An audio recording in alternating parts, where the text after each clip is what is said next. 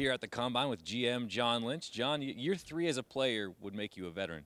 Do you feel like year 3 at the Combine, you got this stuff down pat? Yeah, I think the gray hair would make me a veteran. I think if you did a time lapse to 3 years ago, not a lot of that was there. But this job will do that to you. But having a ton of fun, and I think we're all aware that we've got to start winning more football games. But I think we're big believers that we're moving in that direction. And I think you continue to try to get better each and every day, each and every opportunity, and that's what we plan to do this off season. And we're very excited about our prospects for this season. How has your process changed specifically as it pertains to the Combine?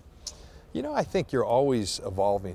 You're learning from the things that we feel like we've done very well, and then from the mistakes we've made. And so in each situation, you go back afterwards and say, okay, how do we find a George Kittle in the 5th round? And then the things that didn't work out, why, and what can we do better? Sometimes stuff just happens. These are people.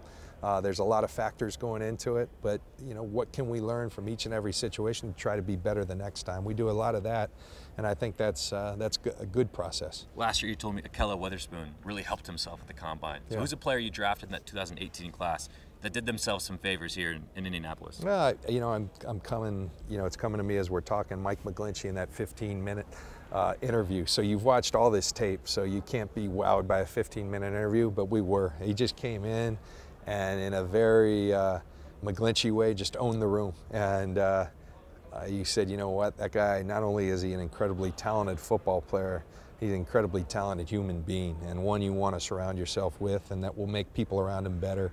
And I think we saw that in his first year. You're not in the market for a quarterback, but how much are you keeping tabs? Kyler Murray, isn't it, Yeah. 207 pounds, 5'10"? Yeah. It's the biggest celebration of someone being 5'10" of all time. Yeah. I imagine for you guys, just because you're not in the market doesn't mean you want the stock for those guys probably to be as high as possible, correct? Well, I think that takes care of itself. That position tends to move, when people need them, they move up for it. I'll tell you, with Kyler Murray, it's just been pure enjoyment. Like anytime, not that I have a bunch of free time, but I'll just throw it in there because it's fun to watch. He's an electric player. He earned the Heisman Trophy, and he's going to be tough to deal with at the next level. John, thanks so much. Yeah, thank you, Joe.